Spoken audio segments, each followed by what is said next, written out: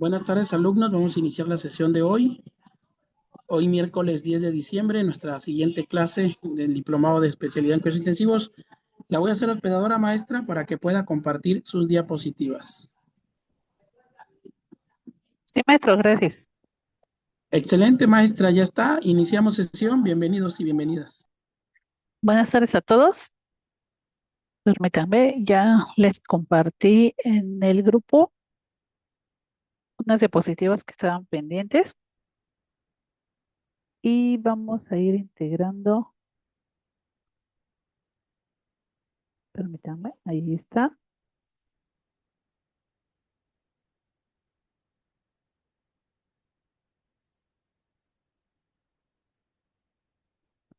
Ahí está. ¿Me confirman que ya puedan ver la pantalla?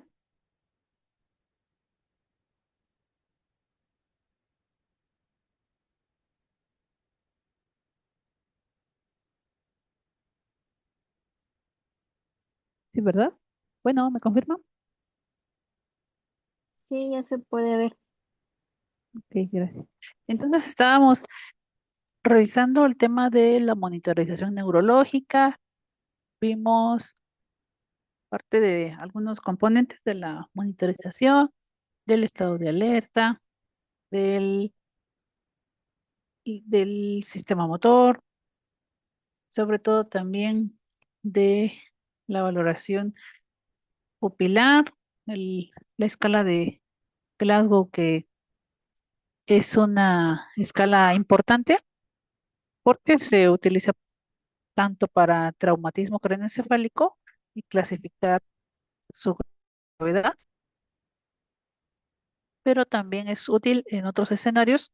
Sin embargo, en el paciente que está en alguna terapia de soporte vital como ventilación mecánica, pues se tendrían que utilizar otro tipo de escalas, ¿no? Sin embargo, hay pacientes que están en áreas críticas o son neurocríticos, entonces es de mucha utilidad la escala de Glasgow. Las pupilas, veíamos la, la mnemotecnia para evaluar las pupilas, algunos otros ejemplos sobre los reflejos, la fuerza, la marcha y lo que les comentaba para evaluar el estado neurológico, en este caso a pacientes que tienen tratamiento con sedación, pues por la ventilación mecánica no es posible tenerlos despiertos si no es con una sedación consciente, entonces tendremos que evaluar el estado de conciencia aunado a lo anterior. Veíamos otro, esa es la parte no invasiva. Y ahora, perdón, ajá, la clínica, ¿no? Y la no invasiva, veíamos algunas otras tecnologías como el Doppler transcraneal, la pupilometría, el BIS, que utiliza esta consola, y ahora el monitoreo neurológico invasivo, que incluye la monitorización de la presión intracraneal y a través de los distintos tipos de catéteres, ¿no? El intraventricular, el intraparenquimatoso, subaracnoideo, el subdural o epidural.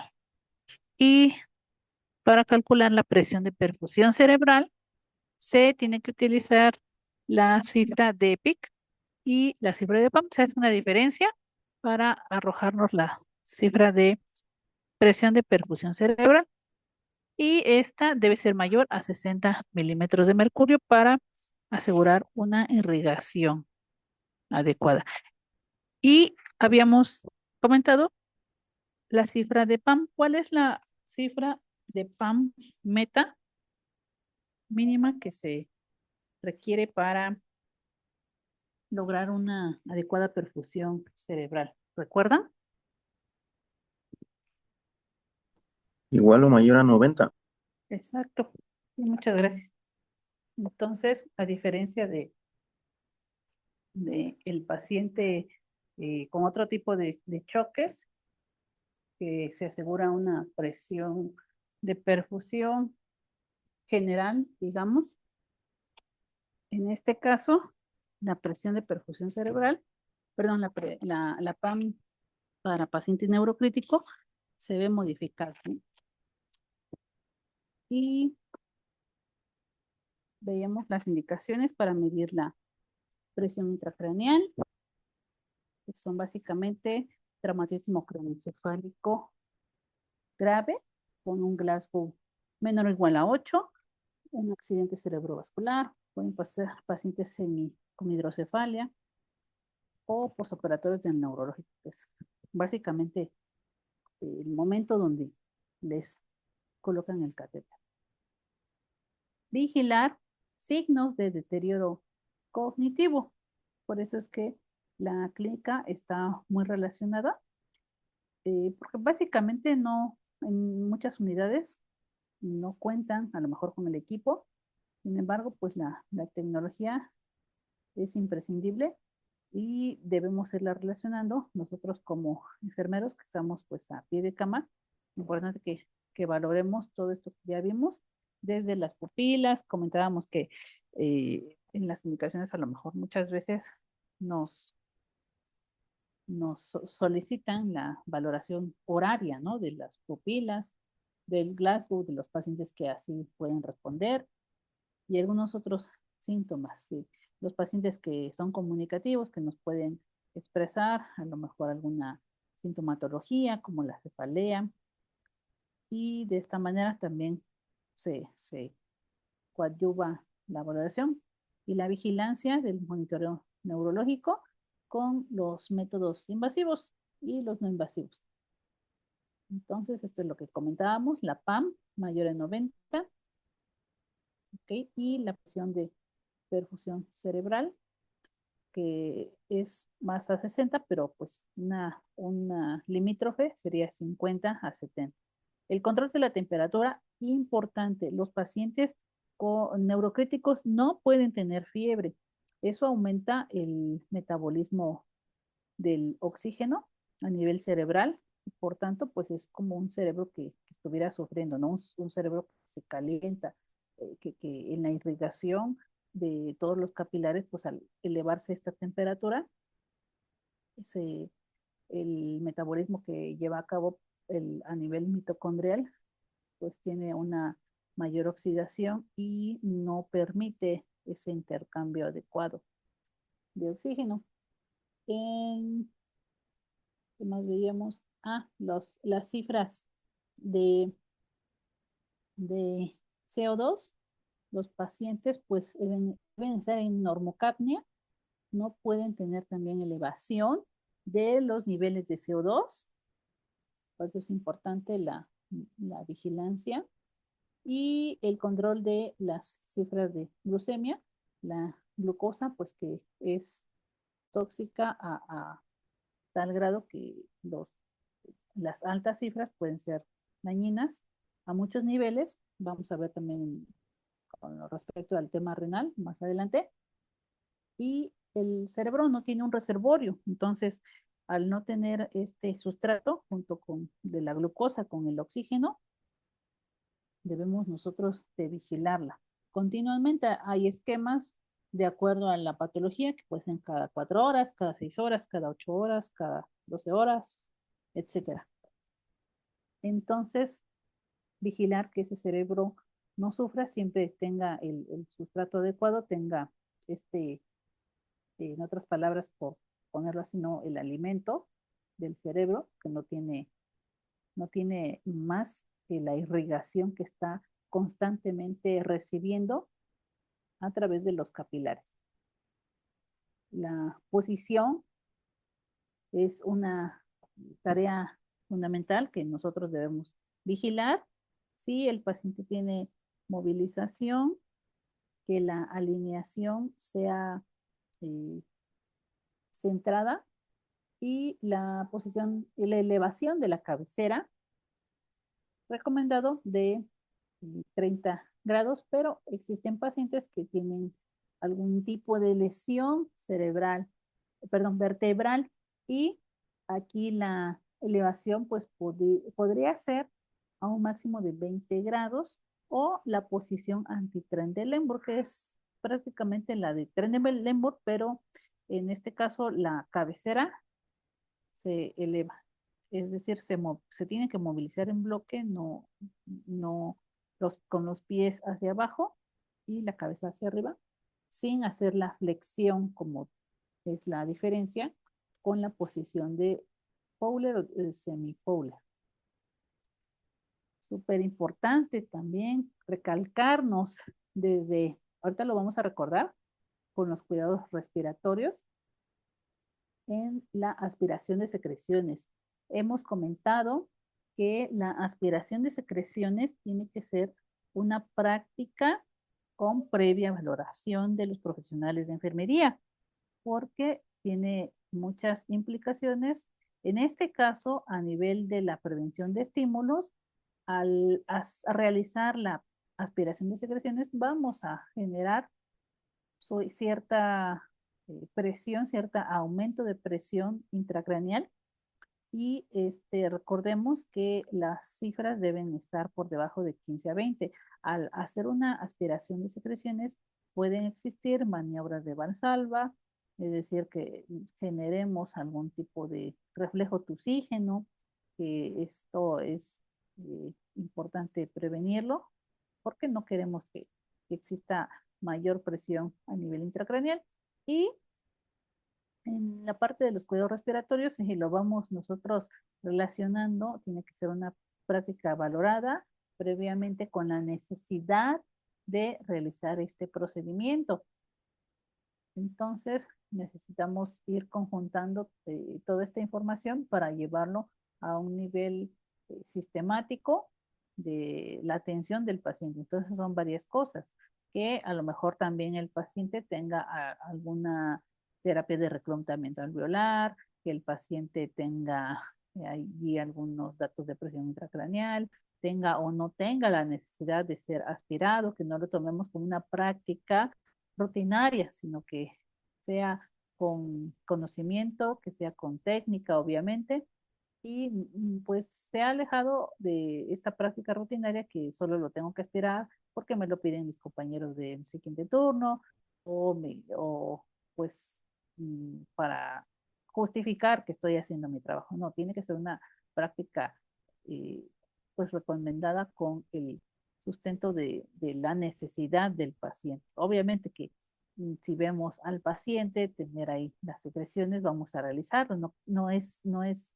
prohibitiva la, la, la restricción de la aspiración de secreciones, es únicamente que sea necesaria. Aquí, por eso aquí lo dice, evitar aspiraciones que no sean estrictamente necesarias. No podríamos tener ahí al paciente con secreciones, con esta mucosidad que se genera y se hace más seca, lo que conocemos en el argot como el moco asesino, ¿no? Entonces, prácticamente estaríamos funcionando a, a nivel empírico si no hacemos una correcta valoración de la necesidad de aspirar al paciente. Okay. Más adelante vamos a comentar el tema de nutrición un poco más amplio, breve pero amplio, en el sentido de que no es una información importante, pero no nos tendría que abarcar mucho tiempo, porque regresando al tema del metabolismo y del gasto energético, los pacientes que son ingresados a las unidades de cuidados intensivos, pues tienen pérdida proteica y de otros nutrientes, ¿no? Como la albúmina. Sin embargo, pues la nutrición es importante a nivel muscular, de los músculos, y a nivel celular. Básicamente todo lo que mm, nos alimentamos, nos nutrimos, va a aterrizar a nuestra circulación sanguínea, nuestras células, y estos que tienen un ciclo, ¿no? en el metabolismo de los hidratos de carbono y de cómo lo oxida nuestro cuerpo Y ahora, pues a nivel cerebral, también tiene evidencia de que tiene repercusiones en la inmunidad y aunado a las necesidades que tiene el cuerpo de generar esta energía para pues, poder funcionar y para poder lograr sus interacciones a nivel celular, a nivel de los electrolitos, etcétera, ¿no? Entonces, un paciente bien nutrido tendrá por ende un cerebro sano. Esto ha sido estudiado a muchos niveles, a múltiples patologías, y entonces no podríamos tener relación entre un adecuado aporte de glucosa, un adecuado aporte nutricio, si nosotros no tenemos una especial atención hacia este tipo de pacientes. Bueno, entonces vamos a ir relacionando los temas. Ya les mandé las diapositivas. Sí, ¿verdad? Se les llegaron.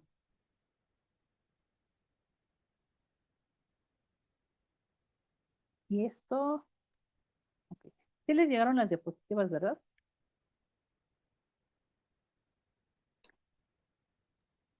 Sí, Bueno, maestra, gracias. sí, creo que faltan estas que están viendo ahorita en la proyección. Entonces, ya se las envió. Ahora, regresando a la parte del paciente que tiene un soporte vital, dígase paciente con ventilación mecánica, con tubo traqueal. Vamos a comentar en estas dos diapositivas los efectos del sistema nervioso central que tiene esas implicaciones de la adaptación o de los efectos de la ventilación mecánica. Mencionábamos el flujo sanguíneo cerebral. Entonces, esto es regulado a través de este metabolismo y de los niveles sanguíneos de CO2. El CO2 como un gas, por decirlo así, de desecho, al superar las cifras de normocapnia de 45 milímetros de mercurio, pues se va considerando tóxico para el cerebro. Entonces es súper importante recalcarnos que el CO2 a nivel arterial, aquí específica, tiene una acción de vasodilatación en las arterias y arteriolas cerebrales y aumenta el flujo sanguíneo cerebral. Entonces, por cada milímetro de mercurio de la presión arterial de dióxido de carbono, va a aumentar el flujo sanguíneo cerebral. Entonces, allí tenerlo como dato. Y en cuanto a este flujo sanguíneo, bueno, y regular el CO2, la presión de CO2, existen algunas estrategias, ¿no? Para regularla. Uno de ellos, pues, es aumentar la frecuencia respiratoria y los ajustes con la fracción inspirada de oxígeno o incluso el volumen tidal o este volumen que vamos a, a programar con el volumen corriente. Entonces se hace estas modificaciones. Esta es una práctica común, aumentar la frecuencia respiratoria para disminuir CO2. Mm, a nivel, a lo mejor de otro tipo de pacientes que no tienen ventilación mecánica, pues cómo podríamos hacer este ejercicio con los pacientes que son comunicativos, que aún no tienen ventilación mecánica, las mascarillas con bolsa reservorio, ¿no? Esas que vimos en algún momento al inicio de estas diapositivas que les voy a compartir. Les comentaba que hay unas bolsas reservorio de reinhalación y de no reinhalación. Déjenme regresarlas acá, porque están más arriba. Que son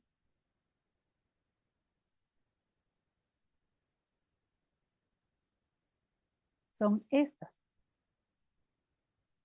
Entonces, de estas mascarillas reservorio, hay a este nivel de la conexión de la extensión que va hacia el oxígeno, hacia el manómetro del oxígeno, que es a este nivel donde ven esta parte verde aquí arriba, donde se hace la conexión con la mascarilla propiamente, hay una válvula. Es como una tapaderita. Esa es la válvula. Cuando tienen la válvula, pues es de no reinhalación, y cuando tienen la válvula de no reinhalación, y cuando no la tienen, o sea, únicamente se la retiramos, esa tapita que trae aquí, es una membrana, una válvula como una membrana muy delgada, entonces se puede deteriorar muy fácil. Es importante, por eso también vigilar cuando estos equipos son reutilizados, que el propósito para el cual tiene esa válvula es en este sentido. Cuando es de no reinhalación, tiene la válvula, y cuando es de reinhalación va a haber un flujo retrógrado al paciente que exhala el CO2, se contiene aquí y se vuelve a mezclar con el oxígeno que proviene de la torre de oxígeno. Entonces, al hacer esta mezcla, también podemos hacer aquí eh, un aporte y regular el CO2. Y bueno, no sé si me expliqué bien en ese sentido. O comúnmente, cuando no tenemos eso, ¿qué se puede realizar? ¿Han visto cómo a veces les entregan a los pacientes una bolsa de papel y respiran varias veces en esa bolsa de papel cuando los pacientes tienen, están hiperventilando?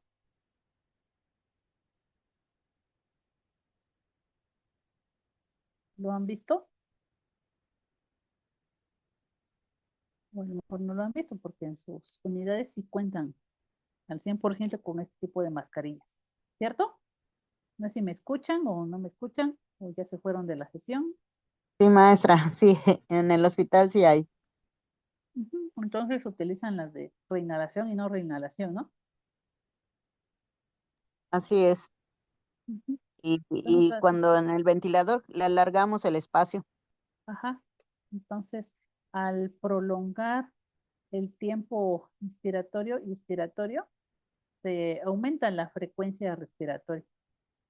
Muchas gracias, Betty. Bueno, entonces, aquí como vamos relacionando esta parte de los cuidados neurológicos y respiratorios. Y nada más para puntualizar, ir señalando aquí unas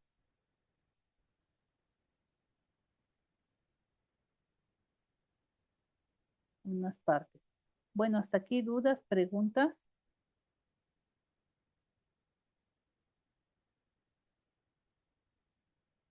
Para que terminemos de revisar la técnica de aspiración de secreciones, ya regresando al otro tema, y podamos avanzar a los cuidados renales. Entonces, vamos nada más a revisar la parte que teníamos pendiente. Esto para que pudiéramos avanzar en ese tema de todo lo que es monitorización. ¿Ok? Bueno, ¿se acuerdan de este video?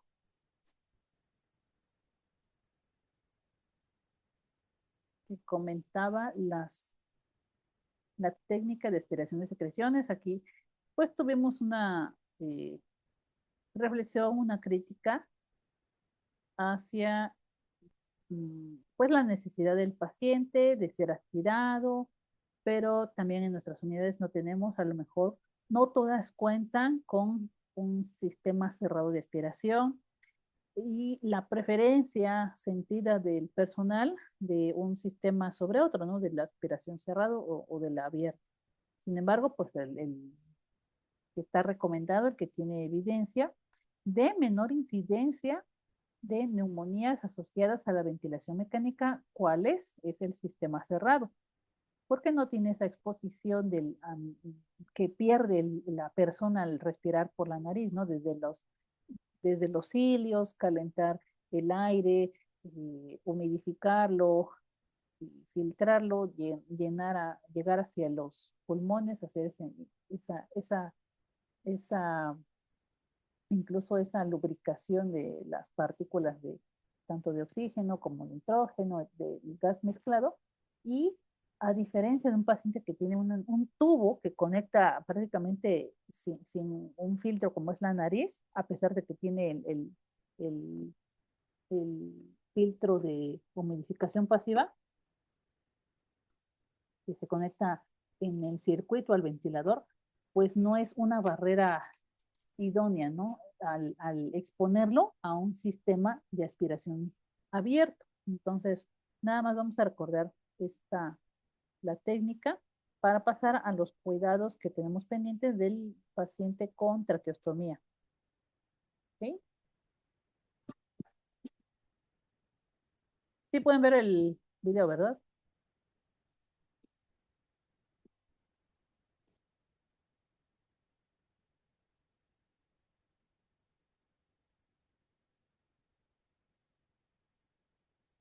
Sí lo escuchan, ¿verdad? Sí, maestra. Bueno, y solo música, pero aquí la importancia de mantener la técnica estéril, ¿ok? En la aspiración de secreciones. Aquí hay un equipo, un material que han adaptado en algunas instituciones. Utilizan a lo mejor frascos estériles de cristal. En este caso aquí utilizan el riñón de aluminio con 2 planeras.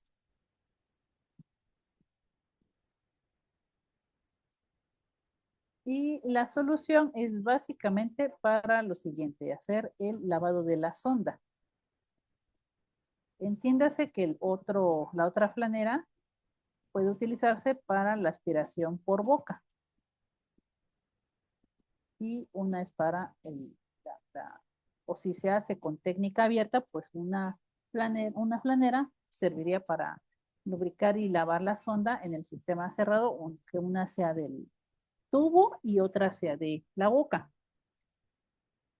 Nada más recalcando, aquí la introducción de la sonda tiene que empatar con el circuito. Por ejemplo, aquí se ve cómo se introduce. No tenemos que introducir la totalidad de la sonda.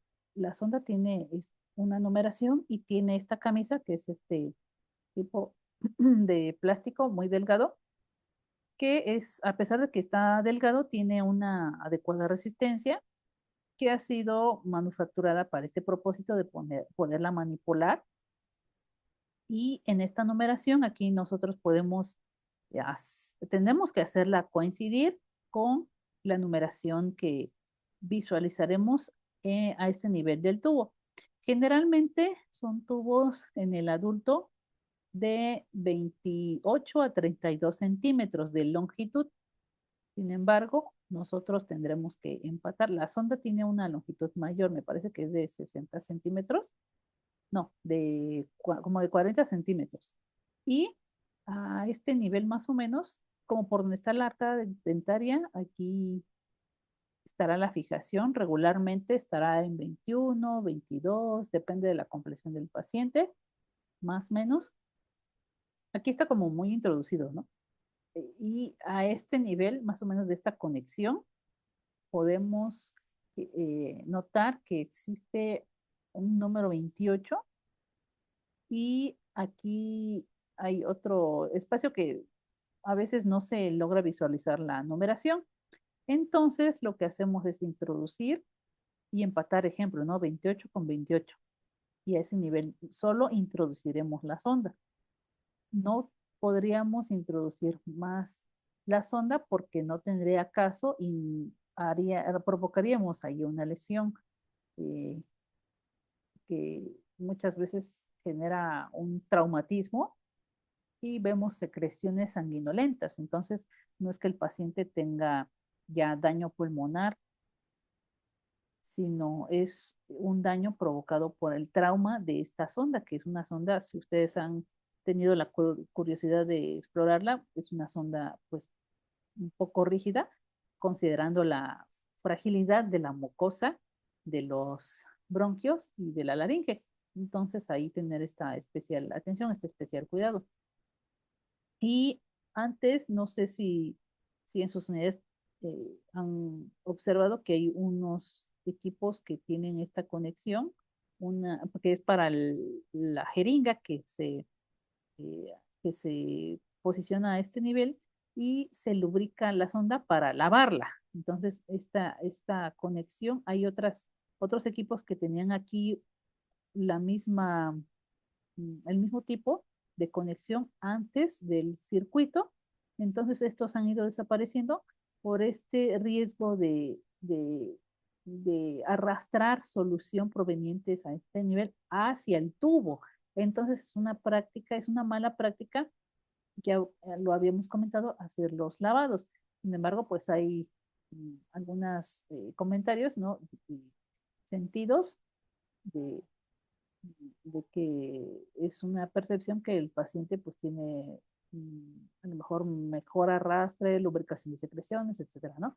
Pero pues la evidencia nos recomienda que no se deben de hacer los lavados bronquiales, ¿no? Sobre todo en el adulto. Ahora, pues esta técnica aquí nos va mostrando desde la manipulación, todo debe ser estéril, a pesar de que esta camisa con la que está cubierta la sonda, pues tiene contacto directo con el entorno del paciente, que puede ser las sábanas, puede ser otros dispositivos, incluso hasta la propia piel del paciente. Entonces aquí tener esta especial atención de que si en sus unidades realizan de esta manera, está bien hecho y es una pues práctica, yo creo que válida,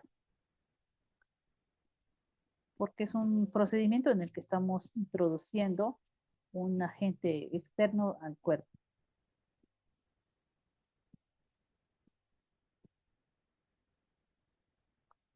Cuando aspiramos, recordemos la posición de la cabecera y no estar infundiendo un tipo de nutrición, dígase parenteral. Aquí está realizando el lavado de la sonda con la sonda totalmente salida. No está introduciendo solución hacia el paciente, sino de manera retrógrada es hacia la succión,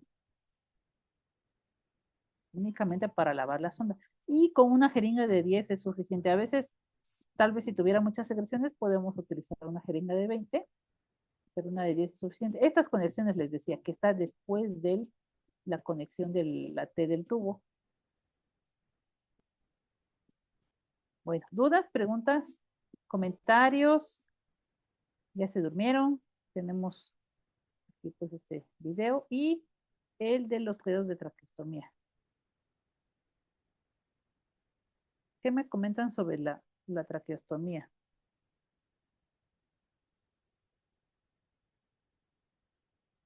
En sus unidades, ¿cómo lo realizan? ¿Ya tienen los kits o los preparan o cómo lo realizan?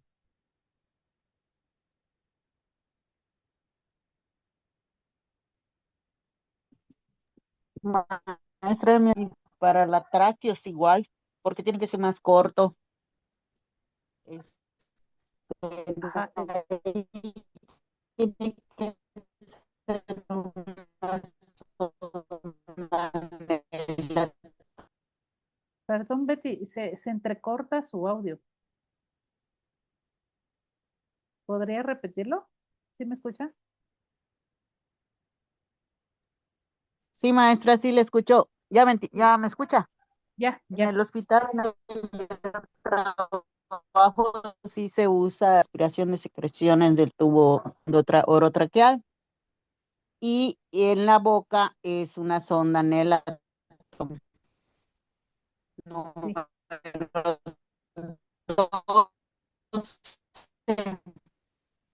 Sí. Ay, se entrecorta, Betty, disculpe, no, la segunda parte no la escuché, solo a partir de la zona Nelaton que, bueno, bueno, dos de esas suavecitas. ¿Me escuchó? Fallando mi audio. Más o menos, O, ajá, no sé, se- ahí te voy a checar. con la sonda Nelaton, ¿no? Realizan la aspiración para la boca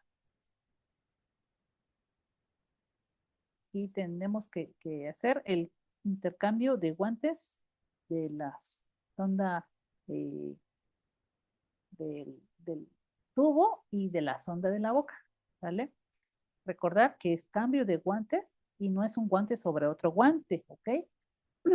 ¿Qué pasa? Tenemos este arrastre de las partículas del talco y el talco ya tiene evidencia de estas lesiones, bueno, de estas eh, neumonías, de estas partículas que causan bronquitis incluso por las partículas tan pequeñas que tiene el talco. Entonces, a nivel de que, imagínense que estemos introduciendo elementos, partículas del talco a la boca o al tubo, podremos realizar un procedimiento que resulte perjudicial. Entonces, no encimar los guantes, es decir, colocarnos un par de guantes y después otro, ¿no? Eso es una práctica que tenemos que ir dejando atrás. Aquí está el procedimiento de cuidados de traqueostomía. ¿Qué diferencia tiene la aspiración? Es básicamente a través del estómago y el circuito cerrado es más corto porque la distancia es menor y esos son los cuidados de traqueostomía.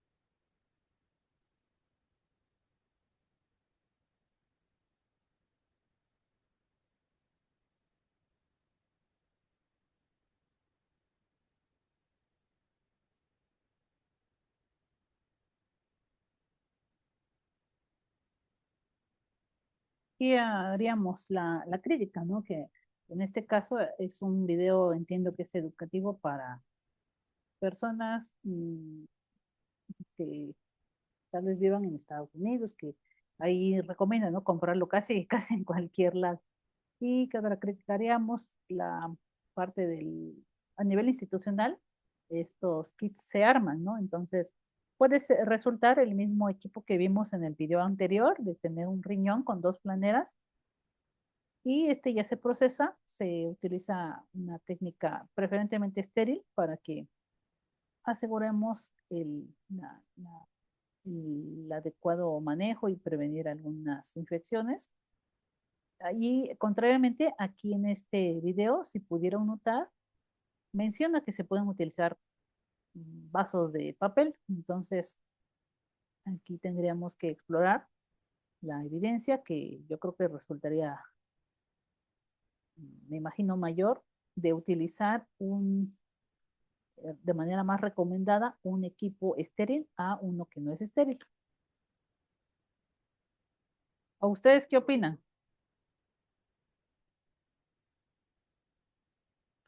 Y otros elementos, ¿no? Gasas, hisopos, el, el peróxido o el agua oxigenada.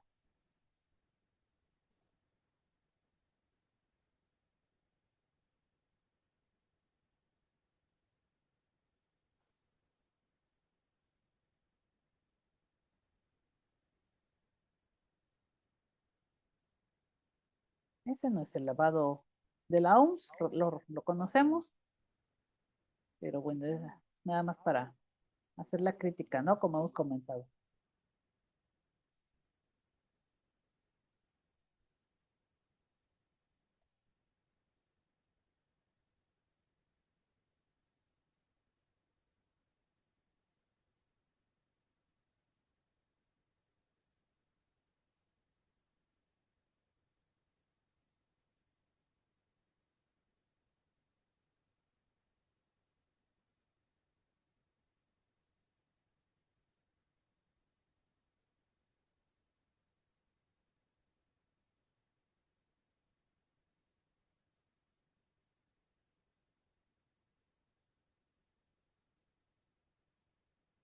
Y bueno, eso hemos insistido, ¿no? A lo mejor en algunas unidades, que la fijación, mientras esté limpia, esté seca, no esté funcional, no esté a lo mejor muy corta ni muy larga, puede permanecer siempre cuando esté limpia.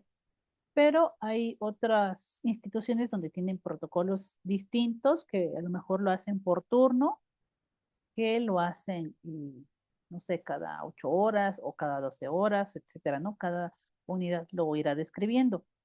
En algunas unidades, adicionalmente la limpieza que se realiza, como la veremos, utilizan a lo mejor algunos otros antisépticos.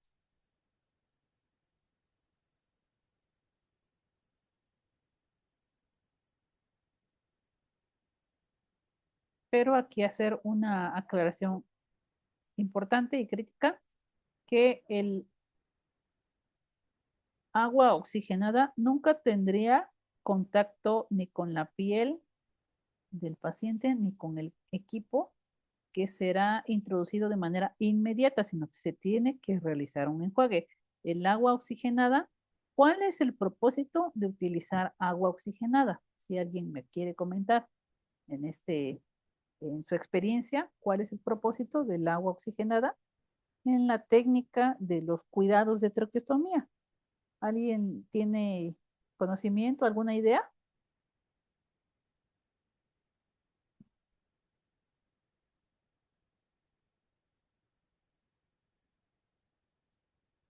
Bueno, yo creo que ya se fueron. Maestra, ¿Sí? ¿me escucha, maestra? Sí. La verdad, yo jamás he visto que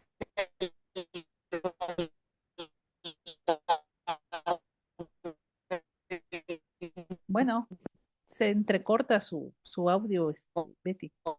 con agua oxigenada. Se entrecorta su audio.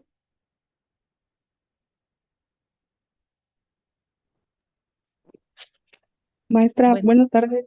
Yo la verdad tampoco he visto el aseo con agua oxigenada, la verdad, exacto. pero yo me imagino que ha de servir como para arrastrar algunos microorganismos ahí presentes, ¿no?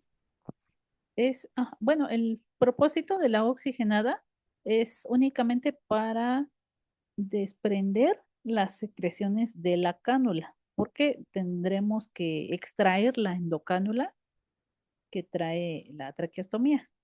Entonces, esta endocánula va a ser eh, reblandecidas las secreciones que muchas ocasiones están tan adheridas a estos materiales, incluso aunque hay endocánulas de plata, estas secreciones, cuando los pacientes están muy deshidratados o ya no ingieren pocos líquidos, las secreciones son tan espesas que se adhieren y pueden provocar estos tapones, ¿no? A la vía aérea. Entonces, no tiene un propósito antiséptico hacia la vía aérea del paciente, sino para desprender las secreciones de la endocánula, y tiene que hacerse un enjuague bien lavado así, a manera de retirar todo el material o todo el antiséptico, que en este caso es el agua oxigenada, y se retira todo, se hace ese lavado para retirar cualquier residuo de agua oxigenada y se devuelve hacia el paciente. Entonces, aquí hay una distribución que, si pueden ver, es de 50% agua destilada o bidestilada o agua inyectable y 50% de agua oxigenada o peróxido de hidrógeno, es lo mismo. alzado la mano, no ve quién, si gusta participar. Sí, maestra. Bueno, aquí del lavado de de la cánula de la endocánula, en mi experiencia, bueno, la técnica que realizo es el de colocar la cánula reposando en un frasco de agua fisiológica o agua inyectable y ya pasando cierto tiempo, pues ahora sí, enjuago a chorro, igual agua fisiológica, agua estéril, seco muy bien y ahora sí vuelvo a instalar la endocánula en el paciente.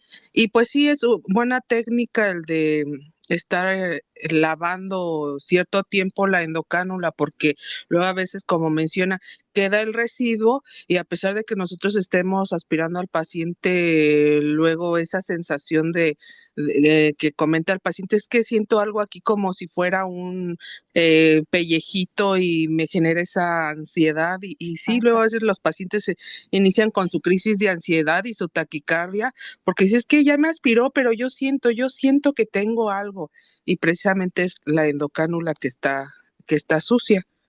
Ajá. Sí, todavía entonces tenemos este debate de si utilizar o no utilizar agua oxigenada. Es una práctica que he buscado como la evidencia, he encontrado manuales, protocolos, pero no tanto artículos científicos que hayan estudiado, que hayan reunido un grupo de pacientes, que hayan eh, pues establecido ahí una correlación y entonces no hay una prohibición como a diferencia de los lavados bronquiales, que eso sí ya están proscritos, a diferencia de esta otra técnica que es el lavado de la endocánula. Recordemos que la endocánula en muchas ocasiones tiene un sistema que permite la fijación hacia la ventilación mecánica, pero pues hay pacientes que ya no tienen ventilación mecánica o tienen algún tipo de oxigenoterapia que pues es fácil realizar este procedimiento, fácil en el sentido de que no tienen la ventilación, hay que hacer esa conexión, desconexión.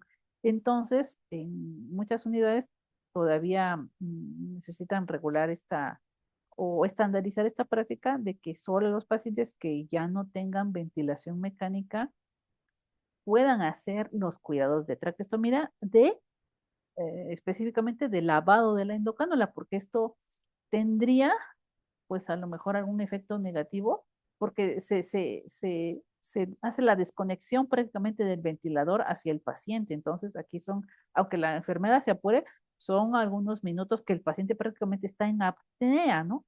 Y esa apnea pues nos puede llevar a un paro cardiorrespiratorio. Entonces ahí tener especial atención si realizan este procedimiento en pacientes que tienen la ventilación mecánica sobre los pacientes que ya tienen otro tipo de tratamiento como oxigenoterapia, puede ser una tienda de traqueostomía, hay conectado incluso hasta puntitas nasales que le adaptan a las traqueostomías o al nebulizador, al Puritan, como lo conozcan, y pues es más fácil, ¿no? A realizarlo hacia otro dispositivo, tal vez de alto o de bajo flujo, a diferencia de la ventilación mecánica, porque pues aquí la retirar la endocánula va a desconectar al paciente. Bueno, vamos a seguir.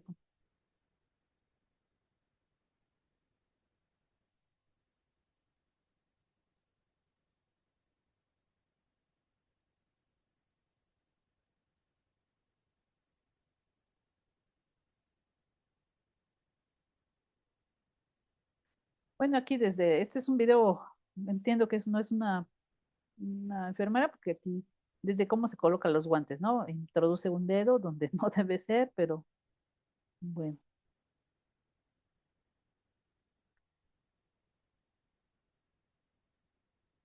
Esta es la endocánula, ¿no? O la cánula interna. Si se dan cuenta, hace aquí un clip.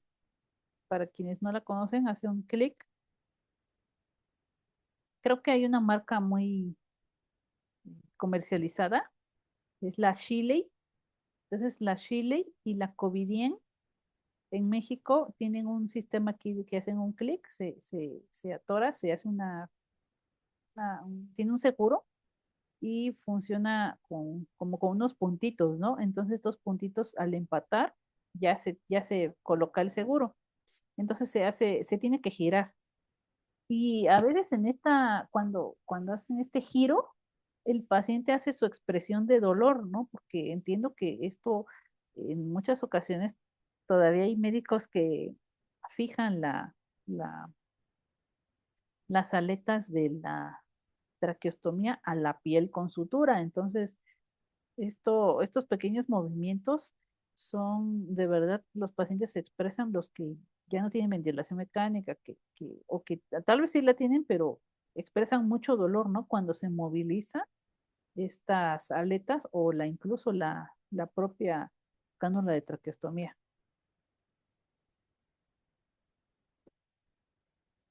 A esto les decía, ¿no? Cómo se colocan aquí los guantes, pero bueno.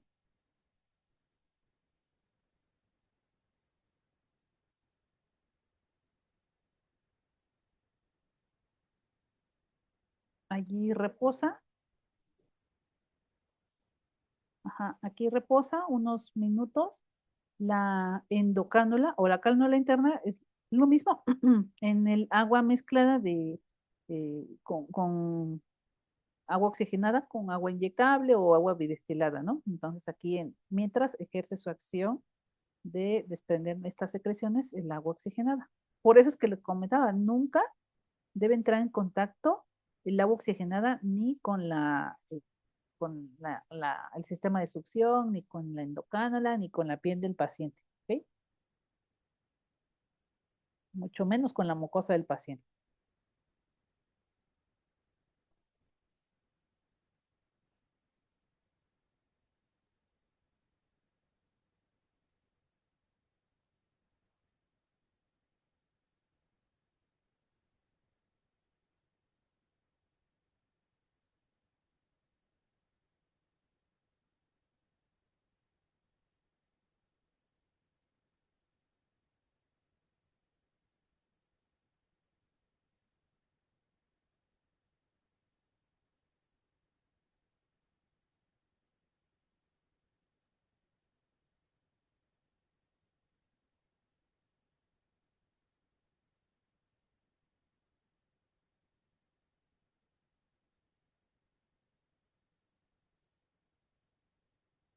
Y a lo mejor, ¿no? Desde la técnica de cómo utiliza las dos manos para tocarlo estéril, pero bueno, está aquí una crítica hacia el video, pero también para nosotros, para que tengamos atención en nuestros procedimientos.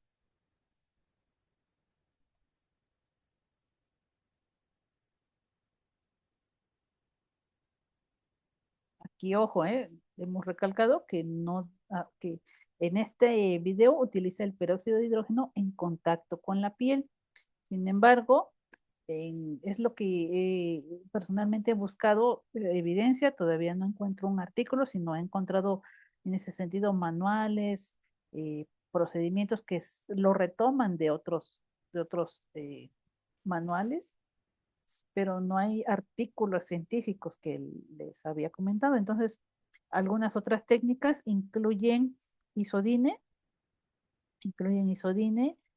hacer la misma limpieza o incluso algunos otros procedimientos que hemos encontrado y únicamente con agua inyectable o solución fisiológica se hace la limpieza del estómago.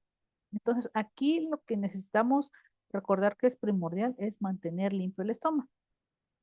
Resulta a lo mejor muy similar esta práctica de la solución salina con lo que veíamos de las recomendaciones de prevención de neumonías al uso del nivel bucal que se realiza el enjuague con solución salina. Entonces, pudiera tener ahí un sentido más similar de utilizar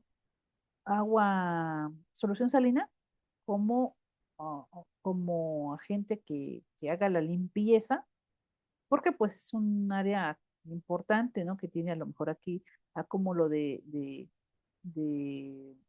a lo mejor de materia orgánica, de sudor, etcétera. Entonces, hay otras prácticas que les comentaba, ¿no? De utilizar agua, perdón, el isodine, solución, así lo hacen en institución, ¿no? Solución de isodine, aplicar sobre el estómago, y en otras unidades utilizan agua inyectable. Entonces, eso yo creo que sería como un motivo de estudio, porque es una práctica que realmente tiene, hay mucha información, pero estudios tan grandes de cuál es el antiséptico ideal, no, realmente yo he buscado y he encontrado pues más a nivel de manuales, pero no de un estudio que existe una correlación entre la neumonía y con la práctica de los antisépticos, ¿no? Y los dejo como para la reflexión, para si quieren seguirlo explorando.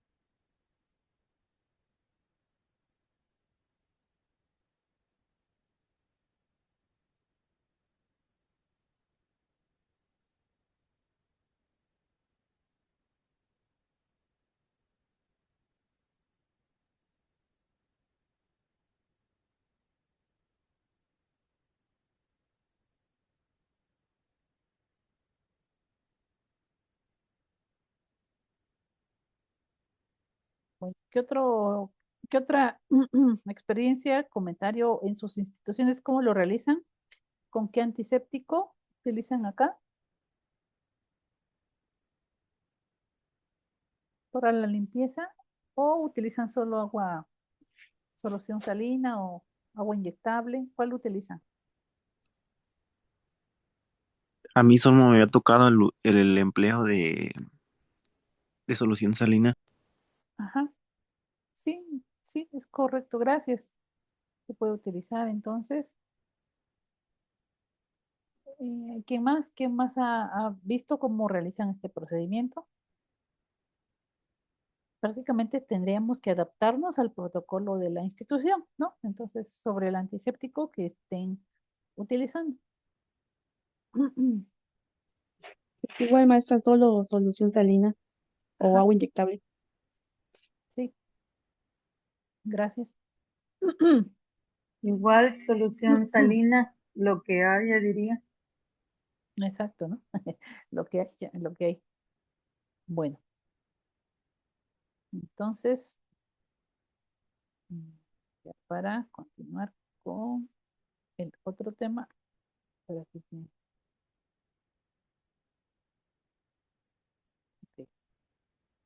Bueno, entonces,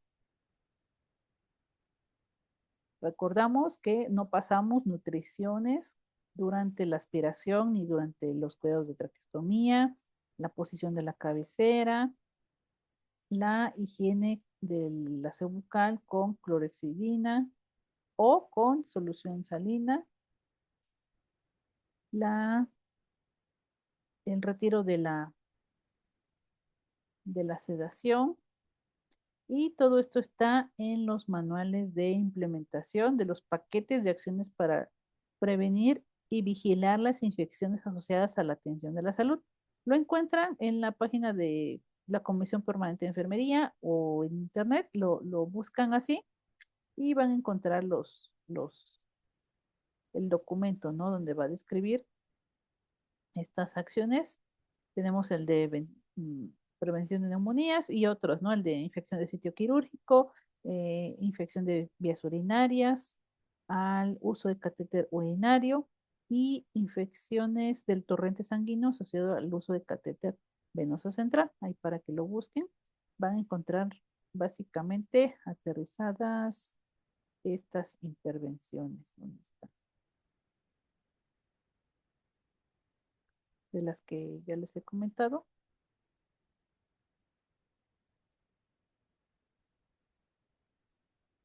Son estas, ¿no? La higiene de manos, la elevación de la cabecera, la cánula endotraqueal con el adecuado neumotaponamiento. Ya vimos la técnica para medir el neumotaponamiento, la evaluación diaria de la que les comentaba de la sedación y la extubación, el aseo, el drenaje con sistema cerrado, que es el recomendado, el uso de humedad activa, que son los filtros, ya sea activa o pasiva, y la profilaxis de úlcera péptica y trombosis venosa profunda, ¿no? Entonces, esto es lo que viene en el manual de IAS. Y ya, entonces, hasta acá, dudas, preguntas.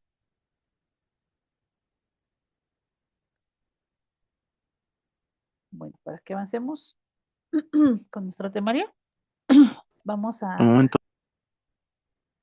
ok, irnos introduciendo al, ahora los cuidados renales. Vamos a ver un poquito de la lesión renal, sobre todo aguda, que es la que prácticamente llegan los usuarios que están en la UCI, pues no limitando que hay en ocasiones que llegan pacientes con lesión renal crónica. Comúnmente estos no están dentro de los criterios que nos marca la normativa 025, pero pueden ingresar, no es limitativo. Entonces, bueno, para esto, bueno, varios de los artículos que revisamos para pues elaborar esta presentación, obviamente nos hablan de la fisiopatología, de los factores de riesgo, pero muchos de ellos aterrizan en las intervenciones de enfermería, y lo vamos a ver más adelante, desde la prevención primaria. Porque si ustedes han estado en una unidad de cuidados intensivos con un paciente renal, van a ver la diferencia o cómo existe una dinámica social, ¿no? A los pacientes que llegan a necesitar de una terapia de sustitución de la función renal, dígase en diálisis, hemodiálisis, etcétera, ¿no? O trasplante renal. Que bueno, eso lo vamos a ver en la siguiente clase. Pero aterriza sobre todo a hacer la reflexión hacia la enfermedad renal crónica, ¿sale? Porque si bien se pueden tener los factores de riesgo y no tener una enfermedad renal crónica, a lo mejor existe, estos factores predisponentes pueden llegar a agudizarse en algún momento y hacerlo de manera concomitante, a lo mejor con un paciente que no venía por una enfermedad renal crónica, es aguda, obviamente, la UCI, pero tiene otra patología que, ejemplo, ¿no? Aquí vemos los factores de riesgo desde las enfermedades metabólicas, cardiovasculares, que las enfermedades cardiovasculares son la primer causa de muerte en México. Entonces, ¿estas cuáles son? Insuficiencia cardíaca, hipertensión arterial sistémica, cardiopatía isquémica, arritmias, enfermedad arterial periférica y EBC. Entonces, todas estas enfermedades nos suena del día a día, ¿no? Dígase en la UCI, dígase en piso, hospitalización, en la consulta externa, etcétera, ¿no? En primer nivel. Entonces, desgraciadamente, para ir relacionando la globalidad de la enfermedad renal, ya sea crónica o sea aguda, existen algunos factores de riesgo, ¿no? Entonces, esto aquí recalca a sobre todo al llegar a otro nivel como es la enfermedad renal crónica, la educación para la salud con la actuación y en algunos hábitos modificables o factores en los que el paciente puede tener una injerencia y una gestión de su propia salud, a diferencia de otros factores que no son modificables, ¿no? Como la genética. Pero pues aquí, para ir relacionando esta práctica. Y bueno, entonces seguimos revisando las enfermedades metabólicas, obviamente la diabetes mellitus tipo 2, que en nuestro país es una epidemia y ya es sabido que también a nivel mundial es una enfermedad que está generando pues un daño importante a la población, sobre todo que es adulto mayor, ¿no? Pero de algunos años para acá viene a denotarse en poblaciones más jóvenes. Entonces también se relaciona de manera muy estrecha con el síndrome metabólico, ¿no? La resistencia a la insulina, las dislipidemias, la hiperglucemia, la obesidad, ya sea central o abdominal. Por eso es importante un manejo integral del usuario. Enfermedades renales y urológicas. Aquí tenemos esta entidad de la que vamos a seguir comentando, de la lesión renal aguda, las infecciones de vías urinarias, uropatías, que son las litiasis, un riñón único, el trasplante renal y algunos otros factores como son los obstétricos y los perinatales. Tenemos pacientes que hayan tenido algún dato de, de preeclampsia, de enfermedad hipertensiva relacionada con el embarazo y bajo peso al nacer y prematurez. Y en las enfermedades autoinmunes, estas pues no solo causan daño al riñón, sino a nivel sistémico, ¿no? Y a nivel de que lo ven tanto a este tipo de pacientes, los ve el nefrólogo, los ve el inmunólogo, los ve el reumatólogo, entonces esta es una situación compleja.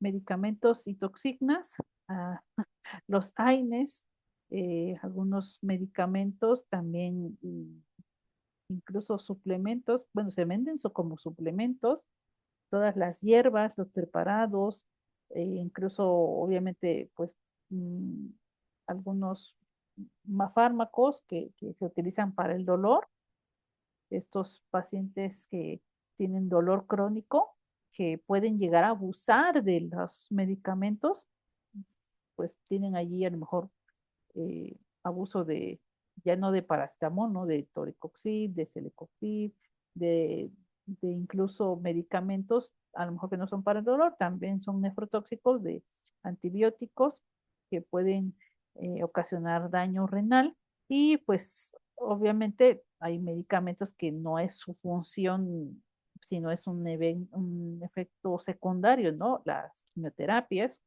y la herbolaria, ¿no? En México, pues tenemos esta idiosincrasia de utilizar un medicamento a lo mejor de medicina alópata con homeópata, con herbolaria, con naturista, etcétera, ¿no? Sin embargo, pues el gramaje de el cálculo de las dosis de la gente que se considera curativo a nivel herbolario, pues no es una fracción que se pueda medir, es decir, te doy por cada litro de ejemplo, ¿no? De alcohol que tenga en remojo alguna hierba, pues te va a dar una dosis tópica de tal sustancia. Entonces, eso no se puede controlar en la herbolaria, ni incluso en la medicina naturista, ¿no? Que nos venden como cápsulas, pero son estos suplementos alimenticios que así los venden, así lo ha permitido la normativa mexicana, entonces debemos tener mucha atención. No sé si escucharon de este artículo que se publicó hace un tiempo de las personas que consumían té verde y que resultaron con lesión renal. Entonces, por ahí para que lo puedan buscar.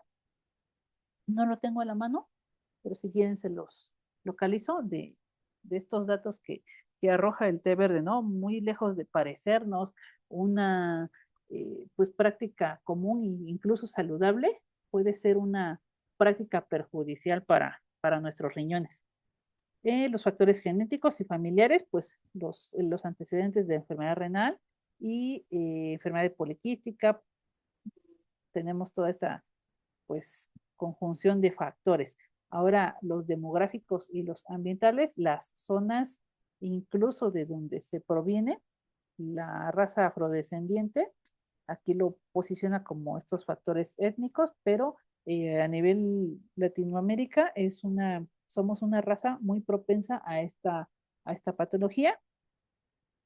Y hábitos en el estilo de vida, aquí el tabaquismo no es solo a nivel renal, sino a todo el sistema y todas las toxicomanías que eh, pudieran existir, porque pues prácticamente se hace el filtrado de todas las sustancias a nivel renal, a nivel hepático, etcétera.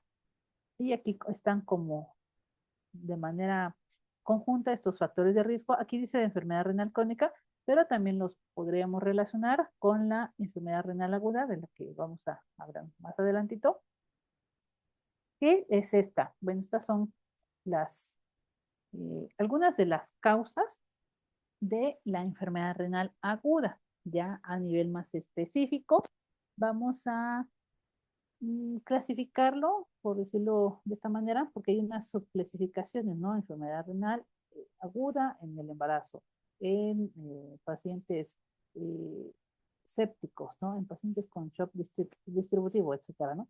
Pero aquí, de manera general, la insuficiencia renal aguda, vamos a encontrar que puede ser de origen prerrenal, renal o parenquimatosa y posrenal. ¿A qué se puede referir con cada una de ellas? Aquí vemos sus principales causas. Si hemos hablado de la importancia de la presión arterial media y de las repercusiones que tiene en la perfusión, es decir, en cómo va a asegurarnos esa presión de hacer llegar oxígeno y todos los nutrientes al organismo y de los órganos diana o órganos blancos, como le conozcan, cómo va a permitir esta presión llegar a esas ínfimos capilares que son pues tan delgados. Una de estas eh, causas aquí participa, ¿no? Con la hipovolemia, aunado a que no tenemos un adecuado riego sanguíneo a los riñones. Bueno, también tenemos una falta de volumen, ¿no? Que está llegando hacia los pulmones. Aquí entran en estas causas prerrenales. Disminución del gasto cardíaco. Estos pacientes chocados, pues que no tienen una PAM mayor a 65 milímetros de mercurio, también tienen aquí datos ya de bajo gasto cardíaco, y recordemos que una de las ventanas clínicas es la ventana renal.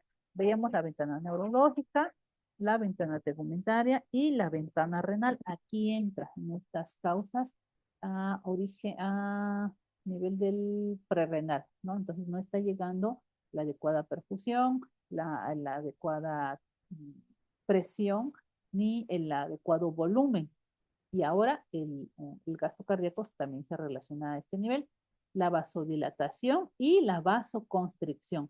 O sea, a nivel general existe esta vasodilatación, los vasos se hacen más anchos, por decirlo así, y a nivel de la vasoconstricción renal, estos vasos se comprimen en tanto que no permiten un flujo adecuado, ¿no? Entonces, este flujo se ve a ciertos niveles del riñón obstruidos. Y pues aquí vamos a aterrizar en datos de oliguria, de uresis concentrada. Esto es importante que lo visualicemos. Y el tratamiento es hidratación y inotrópicos. Pues la hidratación para proveer de volumen, forzarlo con volumen, y los inotrópicos permitir que esta perfusión, es decir, esta presión arterial que nos está apoyando pues a nivel cardiovascular, haga el adecuada nivel función de bomba, y esta bomba llegue a una presión mínimo de 65 milímetros de mercurio con los inotrópicos. Los diuréticos, el más común pues es la furosemida, conocido como un diurético de asa. Se forza la uresis y a este nivel llega el tratamiento. Corregir electrolitos y el tratamiento etiológico, ¿no? En todas el tratamiento etiológico, o sea, buscar la causa de por qué se originó esta hipoperfusión. Puede ser a lo mejor hipovolemia, ¿no? Un paciente con un vómito eh, mm, muy repetitivo que origina esta falta de volumen y pues en consecuencia una causa prerrenal de esta insuficiencia renal crónica. ¿Ok? Bueno, y a nivel renal o parenquimatoso, bueno, tenemos datos de isquemia, es decir, esta va evolucionando toda esta sintomatología, estas causas, la disminución del gasto cardíaco, la vasodilatación sistémica y la vasoconstricción evolucionan para que no llegue una adecuada perfusión y al no llegar a adecuada perfusión, como existe en el corazón, ¿no? O sea, no llega, esta lesión va evolucionando y va llegando incluso a isquemia a nivel renal. Entonces, estas zonas que ya no están siendo tan funcionales del riñón, pues llegan a mm, a morir, por decirlo así de alguna manera, pues es el daño renal, la lesión renal.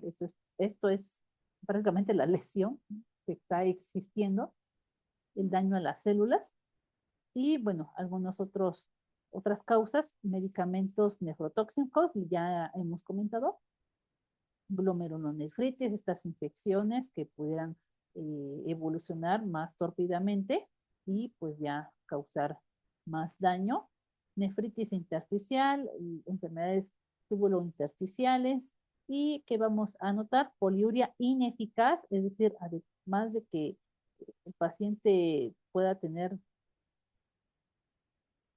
estos datos de querer orinar, pero pues no es posible, ¿no?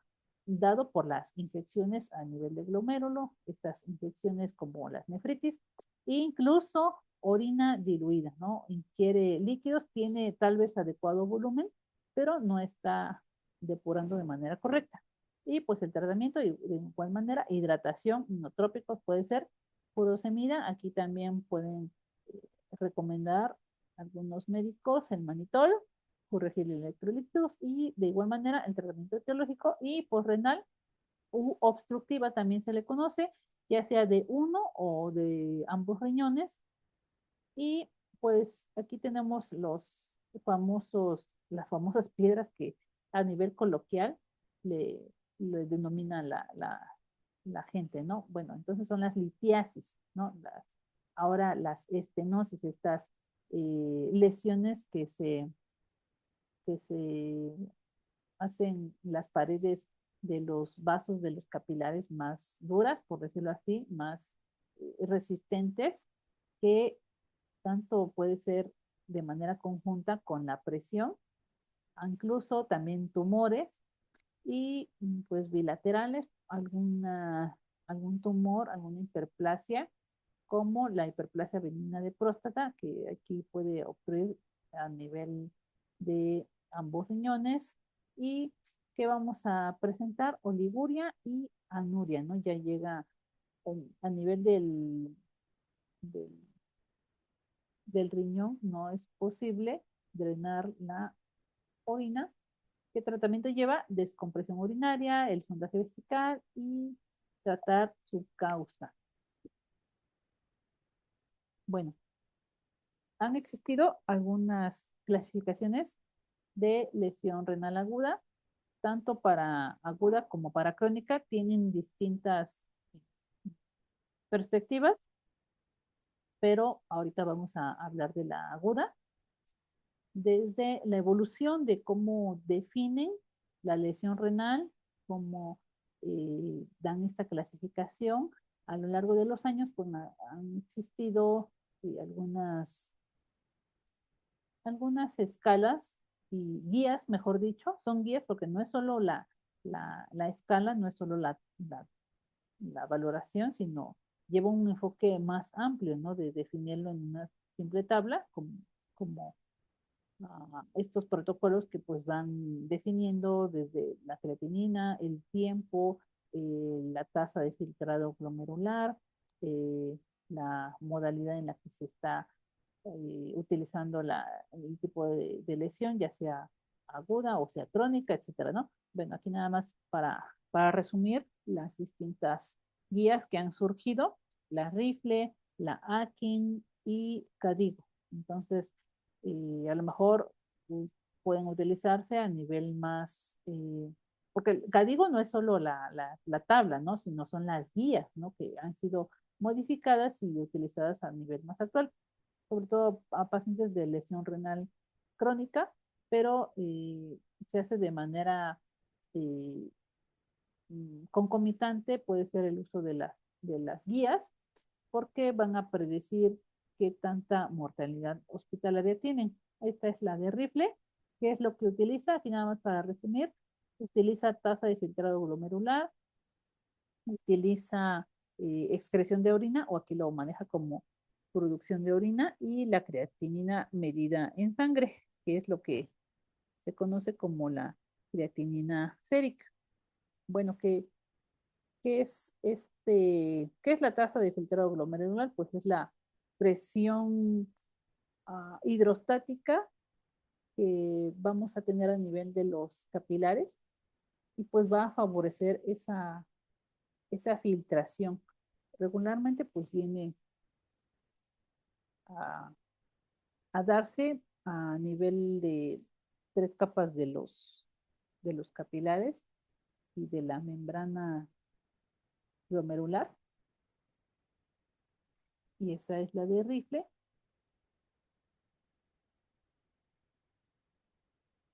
Esta es la de aquí. Tiene también 3 etapas o subetapas. También utiliza en este sentido la creatinina sérica y la producción de orina, o el urine output, lo abrevia aquí, pero no considera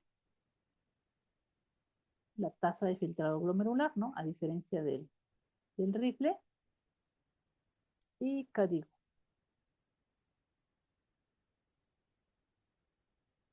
Entonces aquí hace esta clasificación igual de 3 estadios con creatinina, con el tiempo y la tasa de filtrado glomerular. Entonces, ahora porque a lo mejor utilizan más Cadigo para lesión renal crónica, y para utilizar Cadigo en lesión renal aguda, considera el tiempo. Entonces, esto es muy común que lo escuchen cuando hacen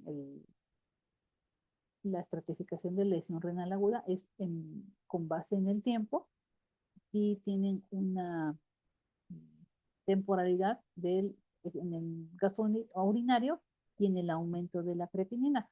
Aquí incluyen creatinina y no lo incluye en no, sí, perdón. Aquí es lo que no incluye en infiltrado glomerular, ¿vale? Sí, no incluye gasto urinario y, ¿cómo estamos de tiempo? Ok. Y bueno, hay estudios que son como dispares. Cuando pues preparamos la presentación, hay estudios que básicamente unos recomiendan hacer la, la terapia de reemplazo renal en cualquier estado, ¿no? Porque si el paciente no, a diferencia de la lesión renal crónica, puede presentar estos niveles de gravedad, puede agravarse o no. Entonces, yo no encontré mucha información.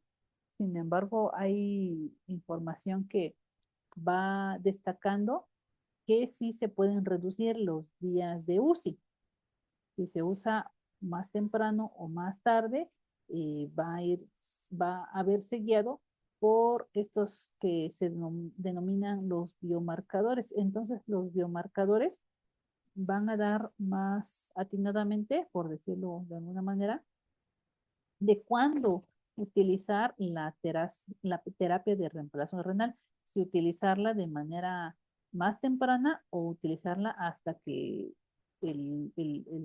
la clasificación vaya evolucionando incluso a una etapa eh, con más aumento de creatinina y con un gasto urinario menor, ¿no? Entonces, ¿cuándo es que se utiliza?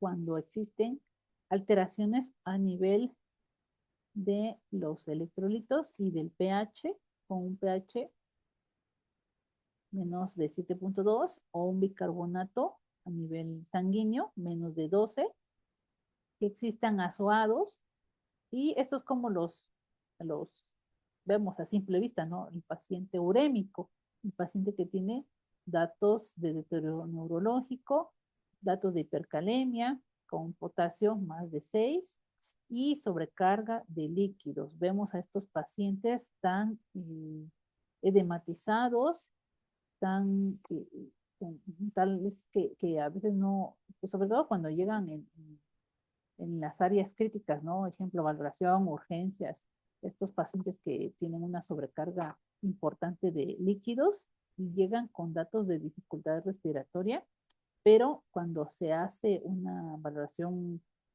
ya a nivel de gases arteriales, que también es un tema pendiente que tenemos, vemos aquí alteraciones en la PAFI, ¿no? Entonces, datos con datos de más gravedad, con una PAFI de menos de 200.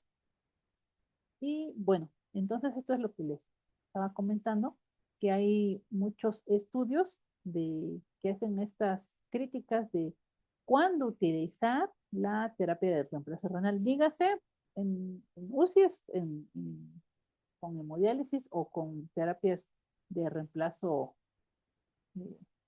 lento, ¿no? Continuo.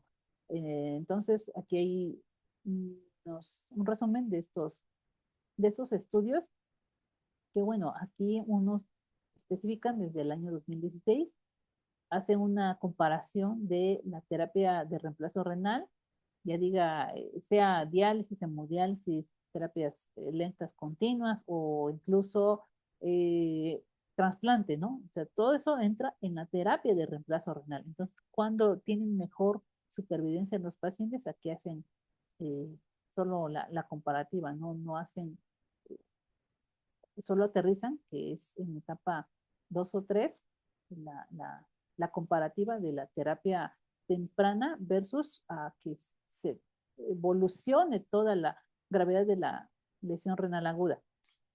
Otro estudio, denominado Akiki, en Francia, encontró que tenía datos de 80 pacientes médicos, pero llegaron a etapa 3 de la lesión renal aguda.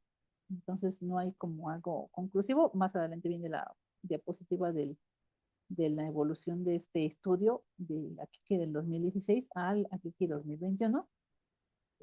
Otro estudio, Ideal ICU o ICU, de las unidades de cuidados intensivos, de los pacientes con shock séptico, evaluaron el inicio temprano de las terapias de reemplazo renal versus el tardío en la falla de las escalas Richter, ¿no? Entonces, estas escalas que han ido evolucionando y otros estudios con mayor número de pacientes, fíjense, hasta 3.019 pacientes, pero es más global, utiliza 20 países. Y este estudio START aquí del 2020 ha sido el estudio más grande explorado en terapias de reemplazo renal, y uno de los últimos, el Akiki 2, hace esta comparativa de la estrategia tardía y más tardía en lesión renal aguda, pero hasta la etapa 3. Y bueno, ¿qué es lo que aterrizaron? Sobre todo desde acá hasta acá, que no existe, bueno, esto es lo que dicen los artículos, ventaja en la mortalidad a 90 días, es decir, a 3 meses. De cuando, si la haces más temprano, o sea, cuando está en una lesión renal 1, así la haces en una etapa 3, ¿no? Entonces, si la haces en etapa 1 o etapa 3, no va a haber una diferencia a 3 meses, ¿no? Entonces, ese es uno de los datos, ¿no? Incluso puede existir que no haya diferencia entre qué paciente vas a extubar primero, ¿no? En ese sentido.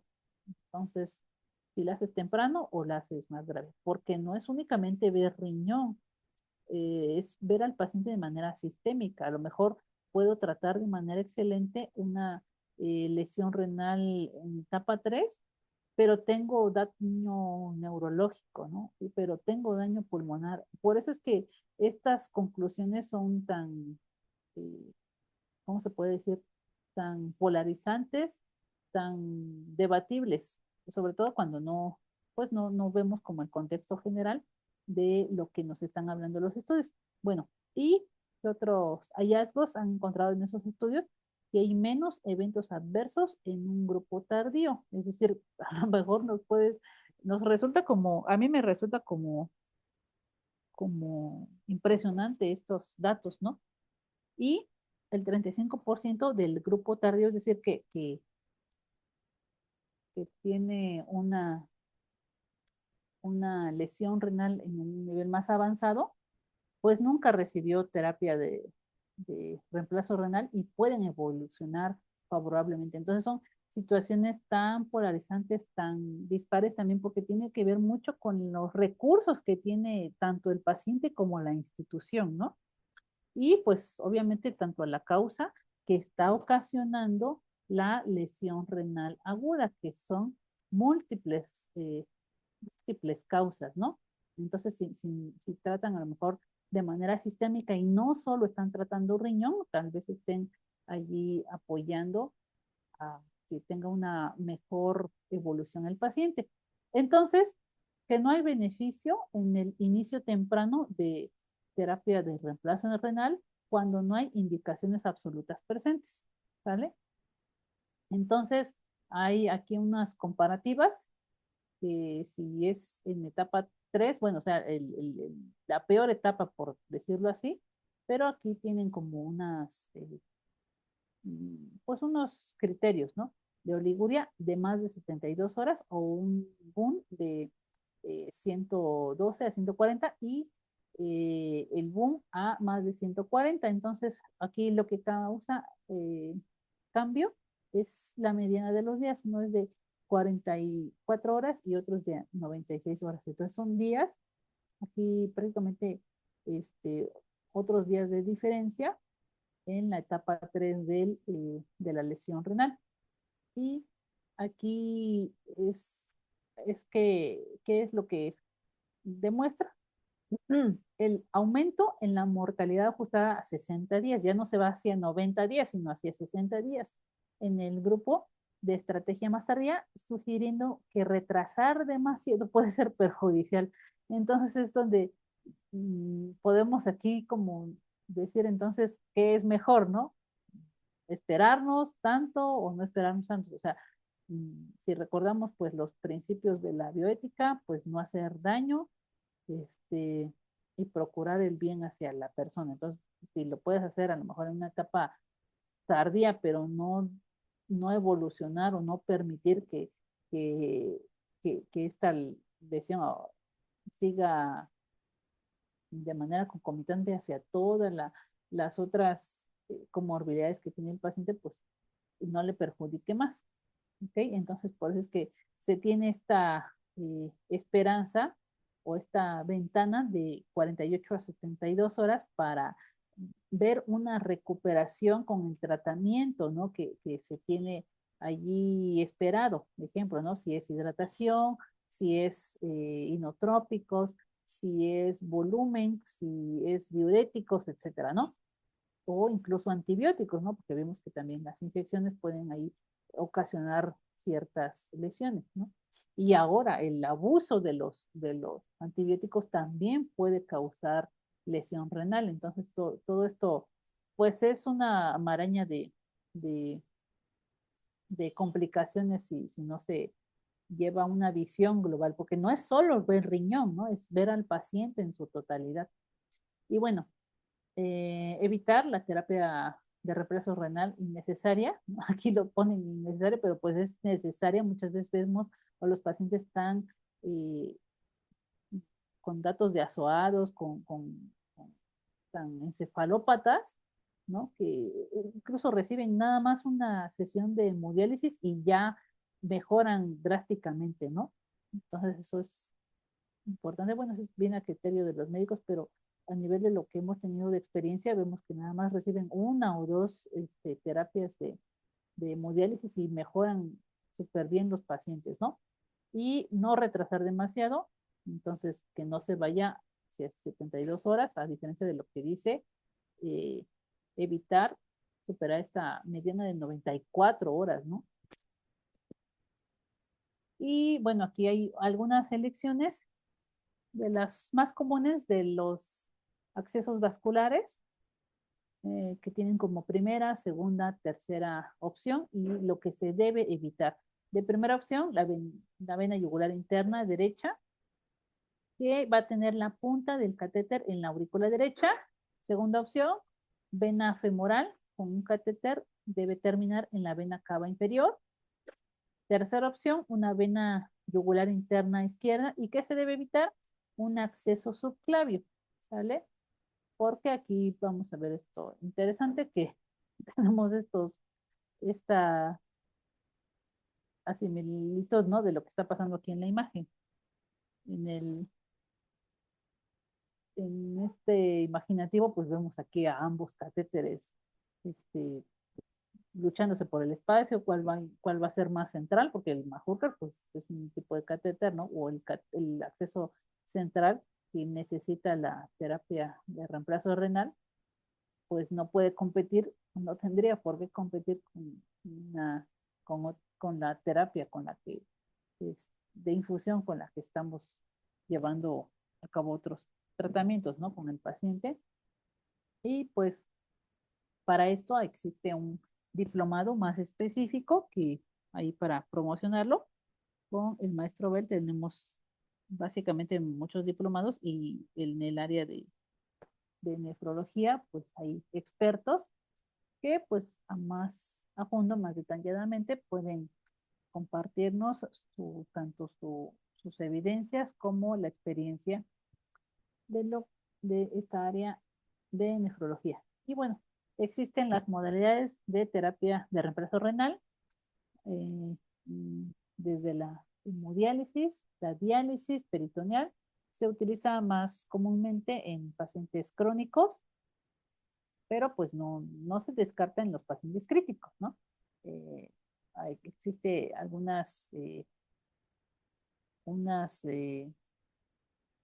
prerrogativas, a lo mejor los recursos de la institución, los recursos del paciente, la preferencia también o los criterios que tengan el médico, a lo mejor los criterios no son adecuados, no puede tener una adecuada cavidad peritoneal, tal vez no es idónea para instalarle un catéter de diálisis, un TENCO, y sea a lo mejor más candidato hacia una hemodiálisis, ¿no? Intermitente, eso es lo que les comentaba. Entonces, puede ser una opción ideal para esta corrección rápida de estas anormalidades metabólicas severas, como lo que les comentaba, ¿no? Con una o dos sesiones que reciben y van mejorando muchísimo los pacientes. Un poco de manera eh, más progresiva, un poco lenta, porque así lo dice su nombre, esta terapia continua, pues tiene una menor tasa que reduce los cambios osmóticos y el riesgo de inestabilidad hemodinámica, a diferencia de la hemodiálisis, porque la tasa de filtrado pues es menor, viene más lenta y una eh, terapia que proporcione menos presión va a tener otro tipo de modalidades, como tenemos la de ultrafiltración lenta continua, hemofiltración venovenosa continua, la hemodiálisis venovenosa continua y la hemodiafiltración venovenosa continua. Parece trabalenguas, pero son diferencias significativas que tienen de manera muy particular sus indicaciones y de cuál es más conveniente para cada una. Aquí prácticamente un resumen muy sintético que idealmente pudiéramos tener una preparación más específica a nivel formativo de diplomado, ¿no? En diálisis, en hemodiálisis, de todo, desde los mecanismos químicos, físicos, cuál es más ideal, cuál tipo de acceso venoso es más utilizado, cuál es la diferencia, etcétera, ¿no? Aquí es un resumen de estas terapias de reemplazo renal eh, continuo y nada más es el prisma, ¿no? Que utilizan en las unidades para este tipo de terapias. Y ya para ir terminando, la hipertensión intracraneal, aquí que debemos tener pues en consideración que sí existe una cambios importantes que deben de considerar quien prescribe la terapia de reemplazo renal, la radiomiólisis, pues en este sentido al verse el, relacionado el metabolismo del, a nivel muscular, el tratamiento, la anticoagulación, los contrastes. Y bueno, vamos a terminar de ver porque no me va a dar tiempo de terminar la presentación. Y lo dejamos hasta acá. Porque todavía me faltan otras diapositivas. Bueno, entonces,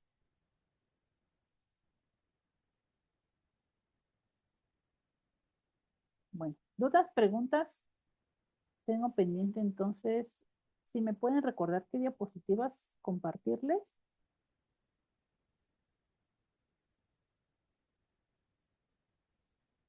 Bueno, por ahí me mandan mensaje para tener claro cuáles nos faltan.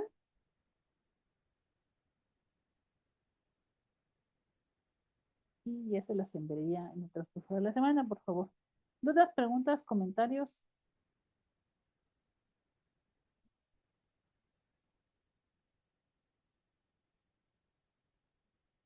Bueno, entonces, sin más por el momento, creo que es todo por hoy. Nos veríamos el próximo miércoles, que sería el último miércoles del año, para que se puedan ir de vacaciones. Y regresaríamos en enero, ¿verdad, maestro Abel?